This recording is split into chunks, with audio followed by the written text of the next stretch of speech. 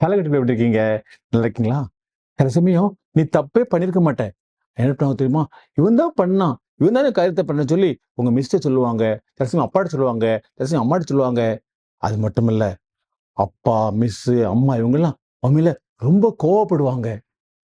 ஆனா உன்னைய பத்தி ஆண்டவருக்கு தெரியும். அதனால நீ கவலைப்படாத. ஒருவேள அவங்க சொல்லும்பொழுது, அவங்க முன்னால உன்னுடைய இயலாமைய சொல்லு. நான் செய்யலேன்னு சொல்லி பாரு.